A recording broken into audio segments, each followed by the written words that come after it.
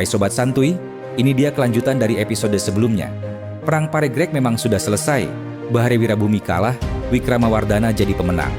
Tapi, apa Majapahit langsung balik jaya? Oh tentu tidak.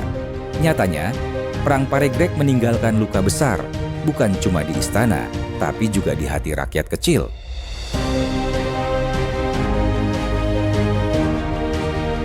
Banyak desa jadi hancur akibat Perang Paregreg. Desa yang tadinya subur jadi padang ilalang gosong. Sawah-sawah terbakar, sungai tercemar, kerajaan hancur. Banyak pasukan yang gugur di antara Majapahit Barat dan Timur, dan pasar-pasar sepi. Lalu rakyatnya, ya jelas pada pusing. Yang dulu bisa makan 3 kali sehari, sekarang makan 2 aja, udah syukur banget.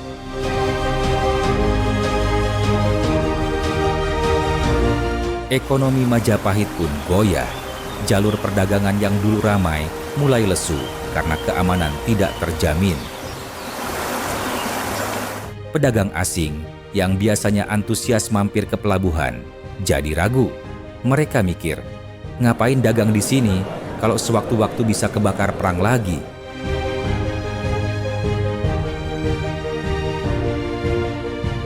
Di sisi politik, para bangsawan juga mulai retak.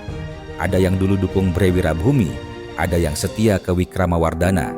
Walaupun perang selesai, dendam di hati mereka tidak hilang. Jadi, di balik pesta kemenangan, sebenarnya penuh bisik-bisik politik, intrik, dan saling curiga.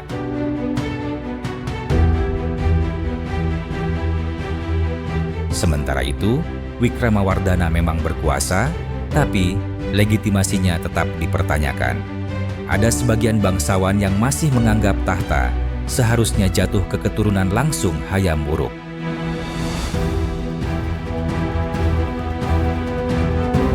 Perang Paregreg juga bikin citra Majapahit di mata daerah bawahan jadi turun. Banyak wilayah taklukan merasa, kalau pusatnya aja ribut, kenapa kita harus patuh? Dari sinilah muncul bibit-bibit pemberontakan daerah yang makin bikin Majapahit goyah.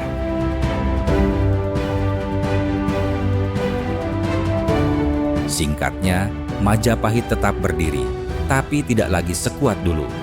Kemenangan Wikramawardhana terasa pahit, karena untuk mengalahkan satu keluarga sendiri, seluruh kerajaan harus bayar harga mahal. Rakyat menderita, ekonomi jatuh, dan persatuan runtuh.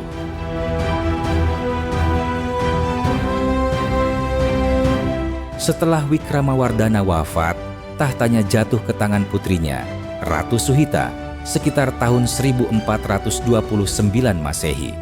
Nah, ini dia tokoh cewek keren dari Majapahit, cucu dari Hayam Wuruk, naik tahta di tengah situasi yang kacau. Banyak orang berharap dia bisa mengembalikan masa jaya kerajaan, tapi tentu aja nggak semudah itu.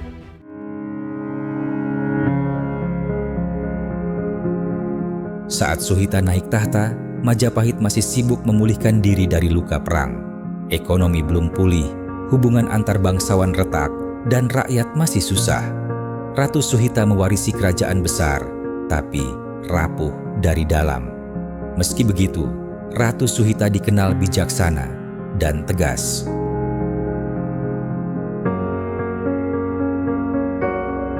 Ratu Suhita berusaha menata kembali pemerintahan, menegakkan hukum, serta meredakan ketegangan politik yang diwariskan dari masa ayahnya. Di bidang ekonomi, Ratu Suhita juga berusaha menghidupkan lagi perdagangan Majapahit. Namun, arus perdagangan Laut Nusantara mulai berubah arah.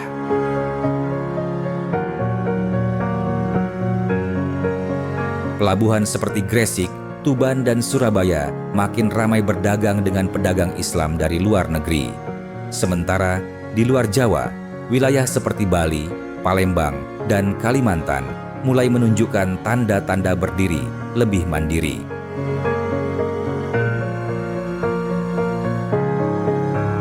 Walau masa pemerintahannya tidak membawa Majapahit kembali ke puncak kejayaan, Ratu Suhita dikenal sebagai sosok yang mampu menjaga stabilitas kerajaan di masa sulit.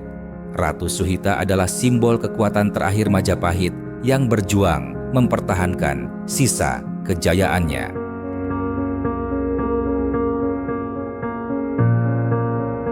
Jadi, Sobat Santuy, masa pemerintahan Ratu Suhita bisa dibilang sebagai masa dia berjuang dan menjaga sisa-sisa kejayaan Majapahit agar tidak hilang begitu saja. Dan berkat usahanya, nama Majapahit masih tetap berdiri kokoh dengan masa di mana Perang Paregreg dulu berlangsung. Dan nanti kita bakal lihat gimana Majapahit makin rapuh hingga akhirnya runtuh total.